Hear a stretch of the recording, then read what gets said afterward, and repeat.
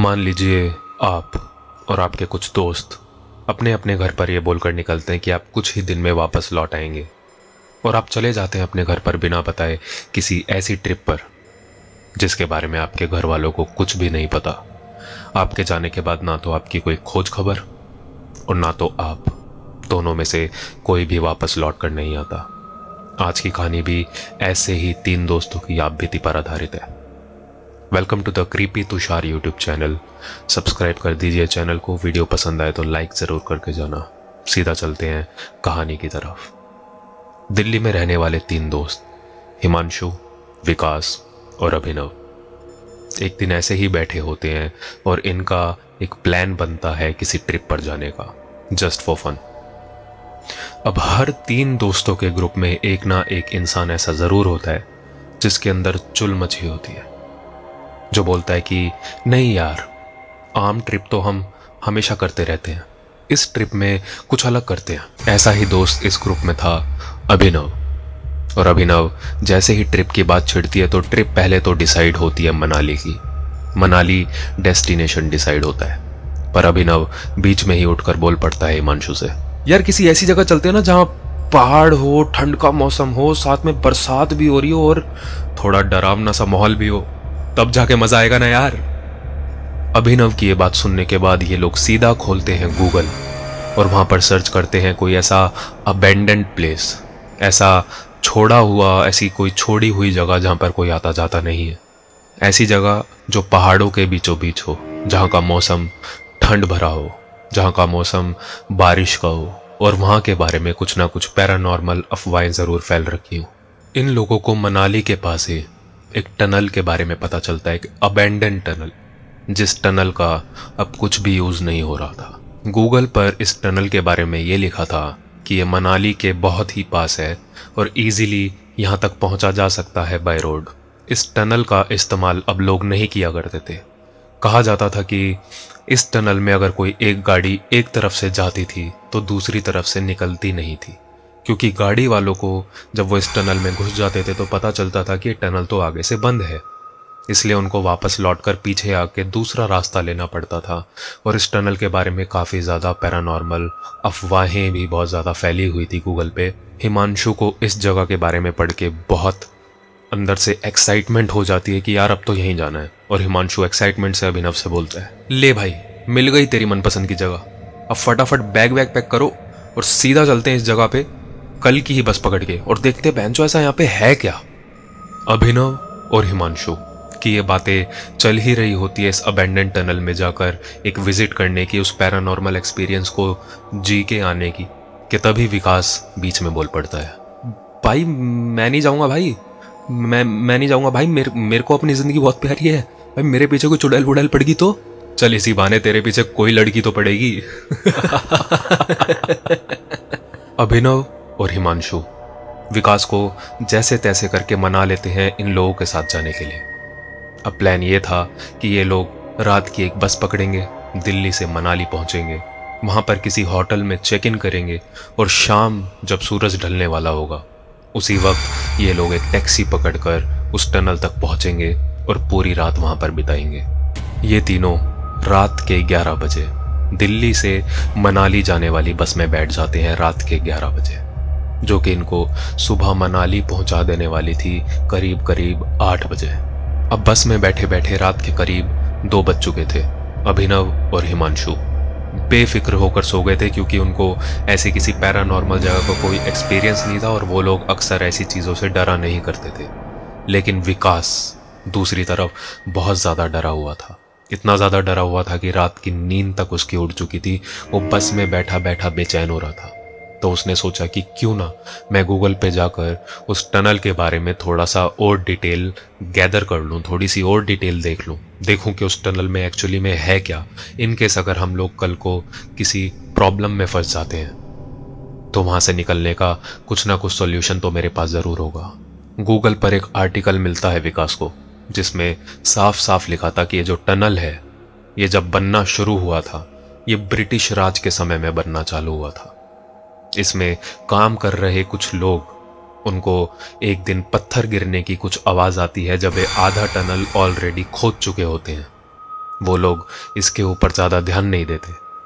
लेकिन दोपहर होते ही जब इसके अंदर काम कर रहे मजदूर लंच करने के लिए, खाना खाने के लिए, दोपहर का खाना खाने के लिए इस टनल से बाहर आ रहे होते हैं, जैसे ही ये लोग टनल से बाहर निकलने वाले होते हैं, इनके ऊपर वो टनल टूट कर गिर जाती है। ऊपर से पूरा पहाड़ कह लो या कुछ बड़े बड़े पत्थर कह लो, वो टूट कर इन लोगों के ऊपर गिर जाते हैं और इस हादसे में कुल 59 लोगों की मौत हो जाती है। 59 लोगों का मतलब 59 लोगों की वहीं पर ऑन द स्पॉट मौत हो जाती है। विकास ये पढ़कर काफ़ी ज़्यादा डर चुका था, लेकिन ये पढ़ते पढ़ते ही उसको लगभग रात के 2:30 बजे नींद आ गई थी और वो भी अभिनव और हिमांशु के साथ ही बस में बैठा बैठा सो गया। अब विकास की आंख सीधा सुबह मनाली पहुंचकर ही खुलती है। चल भाई उठ जा, ओए विकास आ गए मनाली, चल बैग उठा अपना फटाफट चल। ये तीनों अभिनव, विकास और हिमांशु बस से उतरते हैं सुबह करीब 8:30 बजे के आसपास। होटल में चेक इन करते हैं, वहीं के आसपास के किसी होटल में चेक इन करते हैं, फ्रेश होते हैं, होटल में जाकर अपना मुंह हाथ धोते हैं और बाहर आ जाते हैं ठंड को महसूस करने। अब यहीं पर अभिनव हिमांशु और विकास से कहता है कि चलो बाहर चाय पीने चलते हैं। अब ये तीनों अपने होटल का रूम लॉक करके बाहर किसी चाय की टपरी पर चाय पीने आ जाते हैं। अब विकास यहाँ पर अभिनव और हिमांशु को वो सब चीजें बताता है जो उसने रात को गूगल पर आर्टिकल में पढ़ी थी।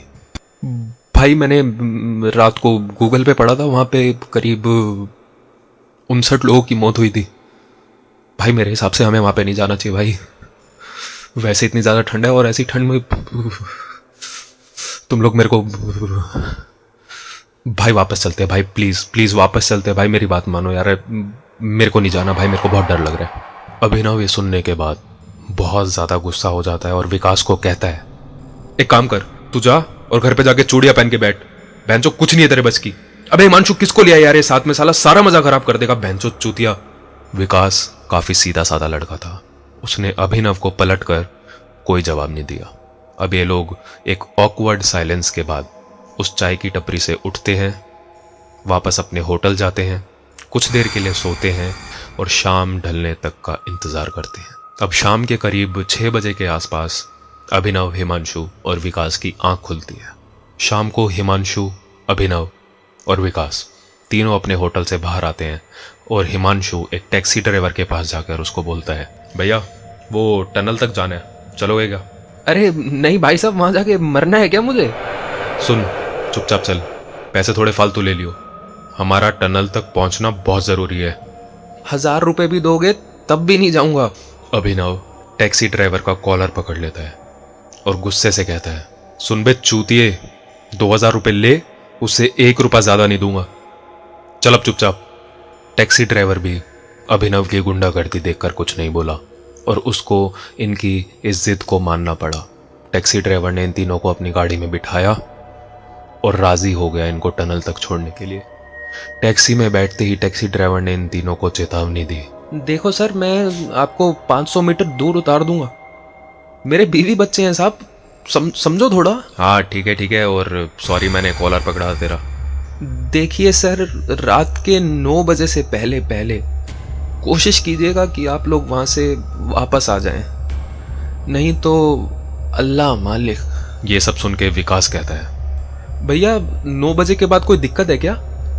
बेटा मेरा काम था समझाना, बाकी तुम लोग कहते हैं कि रात के 9 बजे ही उस टनल में से अजीबोगरीब आवाजें आना शुरू होती हैं।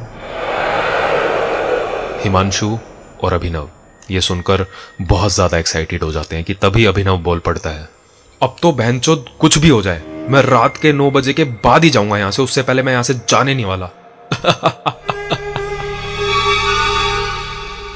टैक्सी ड्राइवर अभिनव, हिमांशु और विकास को रात के 8 बजे उस टनल से करीब आधा किलोमीटर दूर 500 मीटर दूर उतार के वहां से चला जाता है। अभिनव और हिमांशु वहां जाकर बहुत ज्यादा एक्साइटेड थे, वो लोग आसपास की चीजों को देख रहे थे और 500 मीटर का ये जो डिस्टेंस इनको टनल तक का कवर करना था, ये लोग चलते हुए जा रहे थे। आसपास सिर्फ पेड़ और अंधेरा होता हुआ जो समय होता है, जो शाम ढलने का समय होता है, रात होने का, शाम का और रात का जो बीच का समय होता है, वो हो रहा था।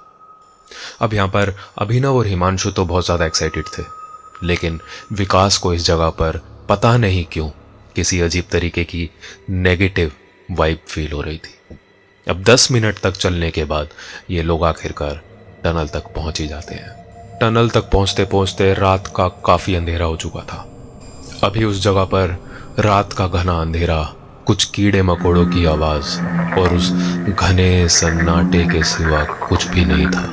अब हिमांशु और अभिनव को उस टनल के अंदर जाकर देखना था कि ऐसा उस टनल में क्या था, लेकिन ये दोनों बात ही कर रहे होते कि अचानक से विकास बीच में बोल पड़ता है, भाई रहने दो यार, बाहर से देख लो ना, कुछ गड़बड़ हो गई तो। सुन, हिमांशु और मैं तो जा रहे हैं, तुझे नहीं आना तो मत आ, खड़ा रहे यहीं पे बाहर, चूतिए साले। अब विकास यहाँ पर थोड़ा सा दिमाग लगाता है और सोचता है कि अगर मैं बाहर अकेला खड़ा रहा तब तो मेरे साथ पक्का कोई ना कोई दिक्कत हो सकती है। इससे अच्छा यही रहेगा कि मैं अभिनव और हिमांशु के पीछे पीछे टनल के अंदर चला जाऊं। अगर कुछ गड़बड़ भी हुई तो ये लोग मेरे को बचा लेंगे। अभिनव और हिमांशु उस टनल के अंदर जाते जाते अपने आसपास की चीजों की तस्वीरें क्लिक करते हुए जा रहे थे। अब करीब रात के 9:30 बजे का समय हो चुका था और इन तीनों में से किसी को भी अपने आसपास कोई भी पैरानॉर्मल एक्टिविटी होते हुए नहीं दिखी थी। पैरानॉर्मल एक्टिविटी क्या, कोई भी ऐसी एक्टिविटी, कोई भी ऐसी चीज़ जो इन लोगों को डराने के लिए काबिल हो, ऐसी कोई भी चीज़ इन लोगों को वहाँ पर नहीं दिखी थी। अभिनव यहाँ पर बहुत ही चिड़े हुए मन से, बहुत ही गुस्से वाले मूड से हिमांशु से कहता है, अबे यार कोई भूत वूत नहीं है यहाँ, चल बहन चुप, पूरा टाइम खराब कर दिया। अरे कोई है क्या, है क्या? हेलो हेलो भूत साहब, हेलो, अरे दर्शन तो दे दीजिए अपने एक बार। मैंने बोला ही था कुछ नहीं होगा यहाँ पे, चलो यहाँ से, सब अफवाह बहनचोद। अभिनव ये बोल के हटा ही था कि अचानक से पूरे के पूरे टनल के अंदर का जो माहौल था वो बदलना चालू हुआ। टनल के अंदर उस गहरे अंधेरे, उस गहराइयों में से कुछ लोगों की बात करने की आवाज आने लगी और यहाँ पर विकास साफ साफ सुन सकता था कि शायद किसी रेडियो में कुछ गाने बज रहे थे।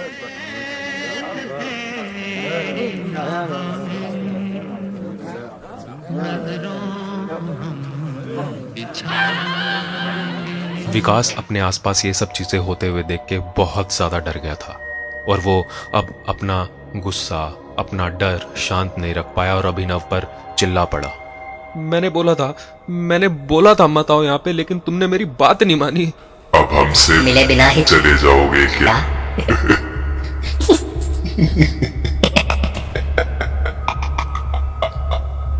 अब यहाँ पर विकास को अभिनव और हिमांशु कुछ कह पाते, इससे ही पहले विकास को पता नहीं क्या हुआ कि वो उस टनल के अंदर उस गहरे अंधेरे में भागता हुआ चला गया और उसी गहरे अंधेरे में कहीं गायब हो गया।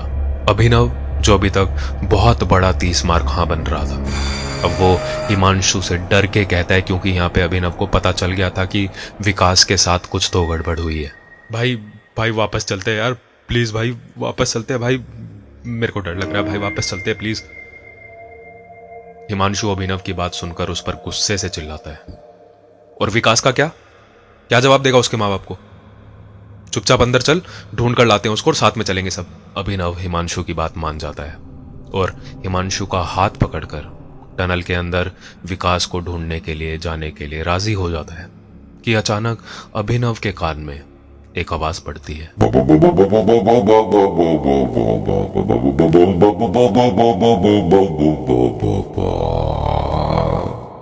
अभिनव,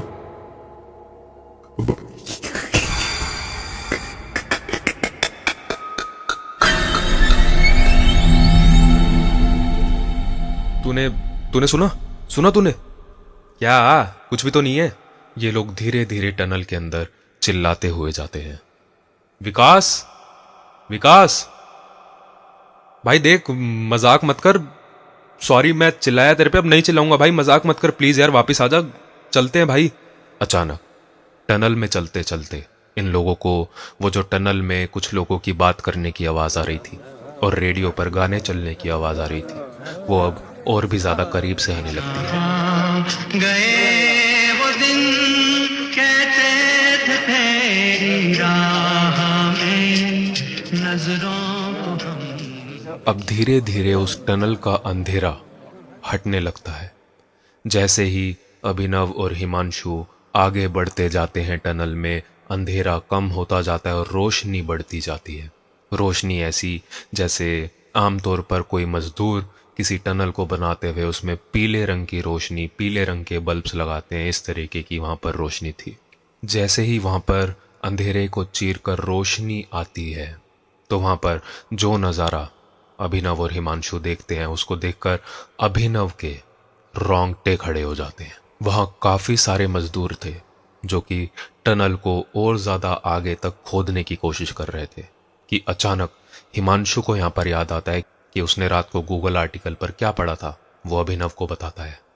भाई विकास भी सुबह यही बता रहा था ना, यहाँ पे काफी सारे मजदूरों की मौत हुई थी। हिमांशु अभिनव को ये सब चीजें बता ही रहा होता है कि अचानक से हिमांशु को अपने कान के पिछले हिस्से में इस तरफ कुछ ठंडा ठंडा मेटल टच होता हुआ समझ में आता है। जैसे ही हिमांशु पीछे मुड़कर देखता है तो वो देखता है वहां पर एक ब्रिटिश ऑफिसर, सफेद बाल, सफेद दाढ़ी, गुस्से से अभिनव और हिमांशु को देख रहा है और उसने एक बंदूक, एक जो लंबे वाली बंदूक होती है, दोनाली, हिमांशु के कान पर लगा रखी है।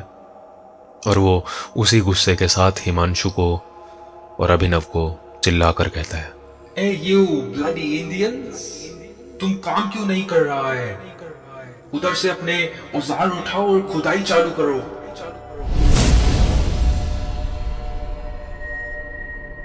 एक वो दिन था और एक आज का दिन है। हिमांशु और अभिनव के घर वाले अभी तक हिमांशु और अभिनव का पता लगाने की कोशिश कर रहे हैं कि वो आखिर गए तो गए कहां। अगर आपने ये कहानी यहां तक सुनी है तो मोरल ऑफ द स्टोरी ये है, आप कभी भी अपने घर से बाहर जाते हैं तो अपने घर वालों को ये जरूर बता के जाएं कि आप कहां जा रहे हैं, आप कब तक वापस आएंगे, आप किस किस के साथ जा रहे हैं। नहीं तो क्या पता जो अभिनव और हिमांशु के साथ हुआ वो आपके साथ हो जाए। अगर वीडियो यहां तक देखी है तो लाइक जरूर कर देना वीडियो को, कमेंट सेक्शन में मेरे को बता देना कैसी लगी आपको कहानी, और सब्सक्राइब कर देना इस चैनल को क्रीपी तुषार। तब तक के लिए मैं मिलता हूं आप लोगों से अगली वीडियो में रात के 9 बजे। तब तक के लिए इजाजत दीजिए मुझे। Till then take care, tata, bye bye, peace out, ध्यान रखिए अपना, बाय।